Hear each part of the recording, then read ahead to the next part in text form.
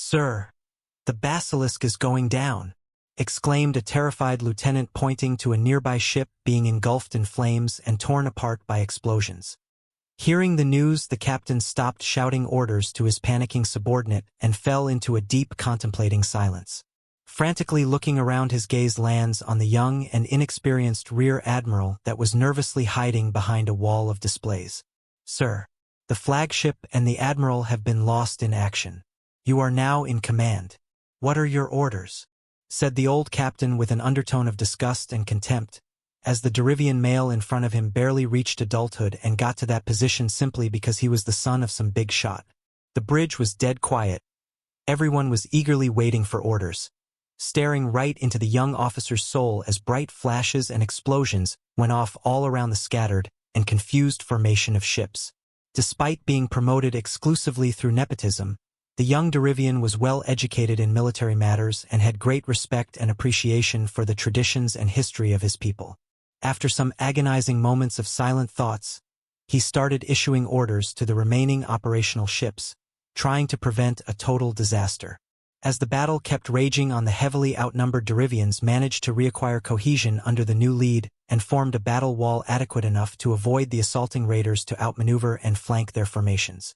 The fleet was barely holding the enemy at bay. The rear admiral and the rest of the command staff knew that it was only a matter of time before the battle turned into a one-sided massacre. Having lost almost all the screening ships after hours and hours of fighting, most of the remaining hulls in fighting condition were capital ships, and they were at serious risk of being overwhelmed by sheer numbers and waves of starfighters. In this moment of desperation, to save the life of his subordinates and avoid a galaxy-wide shame to his species, the rear admiral suggested something quite unbefitting of a true Derivian officer. "We should call for help." Hearing this outrageous proposal, the enraged captain proclaimed he would rather go down with his ship than survive and be forced to bow down to his saviors. After some back-and-forth discussions about honor, loyalty, and the value of life, the rear admiral, who was up until now very respectful of his more experienced officer, decided to pull rank on him and ordered to send out a distress signal to all nearby allies. "Sir, this is not only extremely shameful and dishonorable, but it will seriously impact our already precarious diplomatic position. We run the risk of becoming the laughingstock of the coalition." "That's enough, Captain. There's no honor in a preventable death. The fact we have been in this fight for this long with the forces we have is already a great sign of military prowess, of which everyone here should be proud of. If we make it back, not only will we be covered in medals, but we will be on par with other coalition members." "Not sure about the last part, sir. We are getting decimated by a third-rate empire here. Comparing us to the Keltians and Ryugians is a bit of a stretch, if I'm being honest, not to talk abo dash," tried to say the captain as he was cut off by a large explosion rocking the ship. As lights were flickering and sparks were lighting up the control panels, one of the officers shouted something amidst the chaos. "Message from Coalition Joint Command, sir. They are asking if we followed the row and if we are within our borders. They want to avoid a diplomatic crisis." "Fuck them diplomats. We are in sovereign Derivian space 5 light-years from the recognized buffer zone. We are fighting to protect our domain from the Jerkins," angrily shouted the captain, having somehow forgotten all the speeches about honor after violently banging his head after a missile impact. Even more unfortunate for them, another hit completely tore off the ship's main mast, leaving them without long-range comms just as they were about to send a reply. Crippled and in complete disarray, the Sky Serpent was forced to back away and take cover in the rear of the already battered formation. As the battle kept going, the center started to lose cohesion and the flanks were on the brink of being overrun. Derivian losses were piling up and there was a serious possibility of an uncoordinated rout. It was then that a single ship exited from hyperspace in the rear of the formation. Detecting her with what little sensors remained operational, the rear admiral's ship hurried up to identify the unknown vessel.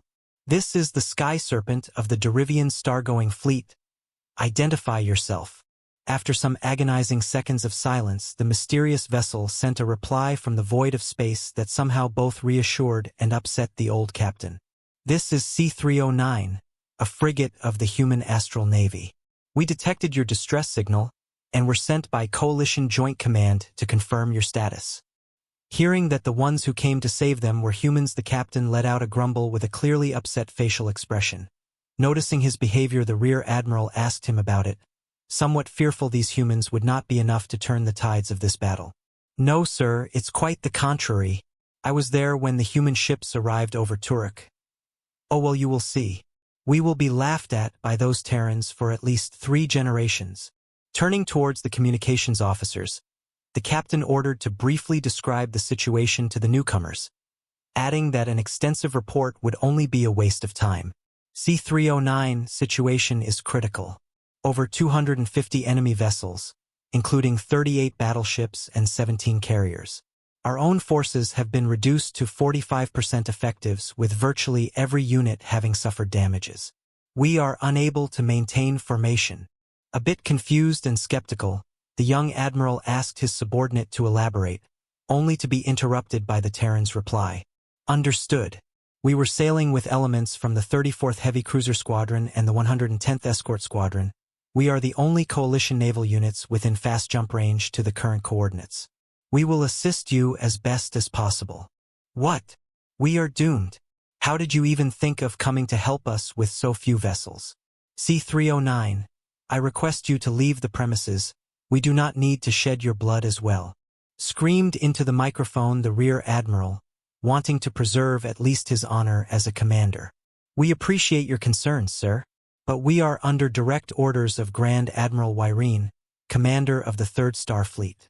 We will fight alongside you, as allies are meant to.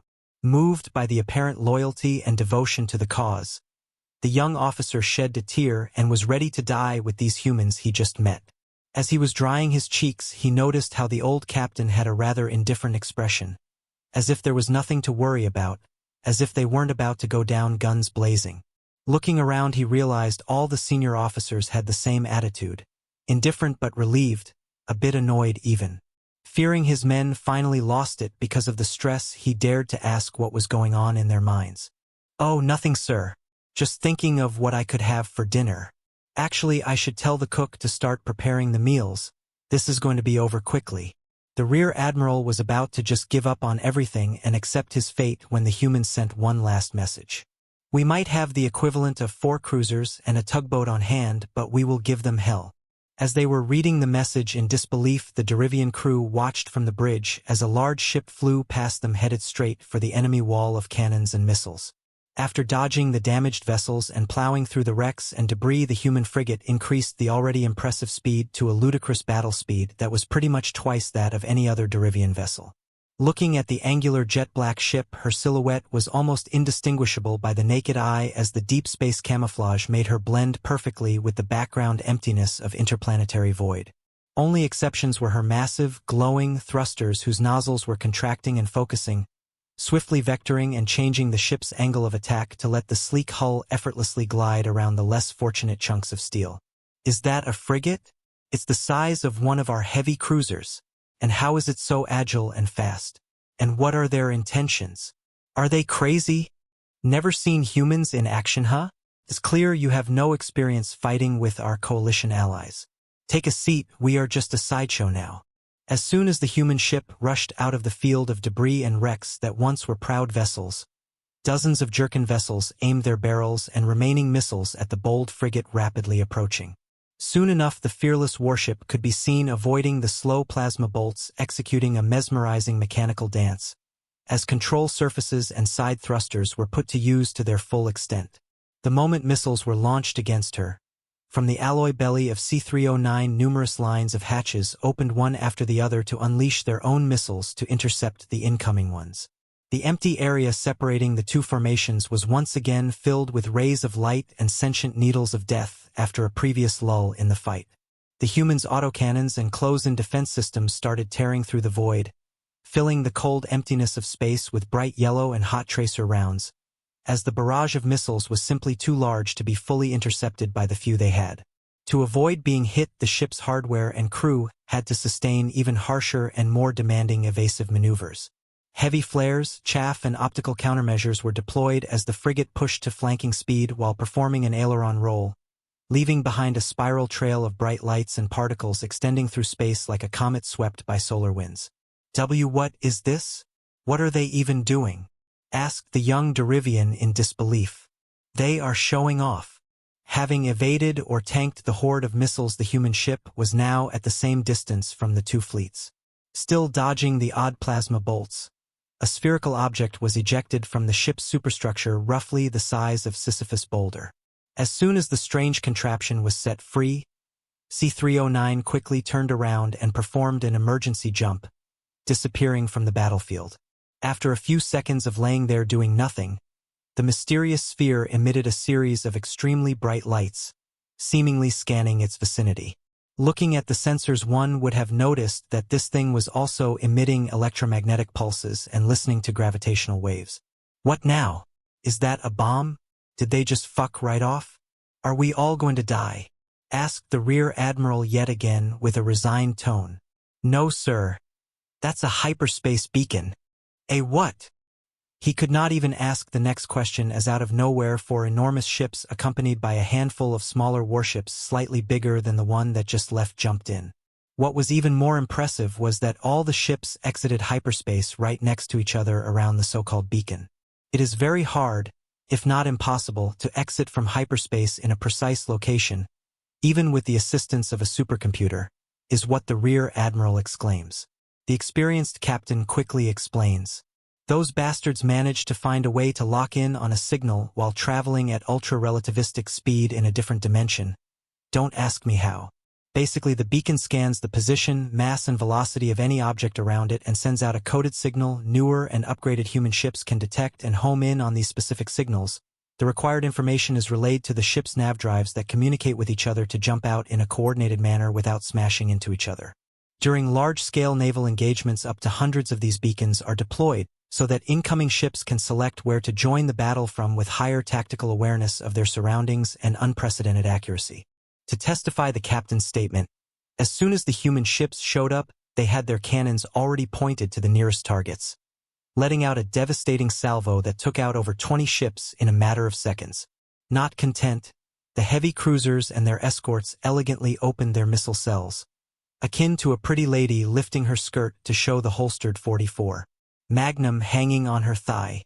Thousands of missiles swarmed the Jerkin ships that were mostly left without countermeasures and defensive missiles after the prolonged fight. In the blink of an eye, more than 1/4 of the opposing formation was reduced to floating scrap metal, as another good chunk was left heavily damaged or outright crippled. Before the tremendous show of force, the enemy fleet quickly deployed smoke screens and started to retreat, having technically beaten the Derivians and having achieved the main objective of their raid by seriously degrading their direct rivals' naval power. The Rear Admiral, excited and waiting to exact revenge for his fallen comrades, anxiously waited for the humans to give chase or let out a new volley of missiles. When, after minutes of nothing happening, he asked what was going on, the Terran's reply left him a bit unsatisfied, but it's not like he was in any power to protest. This is C-056. 34th Heavy Cruiser Squadron, 3rd Star Fleet. Enemy vessels are disengaging. You should start withdrawal procedures. We will act as rearguard. No. Why aren't you going after them? I mean, you must inflict as much losses as possible to those savages. Sorry, sir. We are not here to massacre them but to fend them off. If you want to declare war, you will have to get the Coalition Joint Command approval before any Allied unit will join you in your campaign. We are also out of missiles. We used all the ones we had trying to scare them away while using long-range comms to fake the imminent arrival of additional units. If they come back for a second serving, I'm afraid we will have to serve them empty plates. We still have our guns, but it would be impossible to repel them all with so few naval assets. We are basically bluffing them. Understanding, the Rear Admiral issued the order of retreat. While hurt in body and spirit, half of the battered fleet was still somewhat floating and could be repaired or salvaged. What no one was prepared for was the centuries of jokes and banters that the coalition members would cast upon the poor Derivians for having their mighty fleet almost obliterated by a third-rate power and having been saved by a single-digit number of human ships that happened to pass by.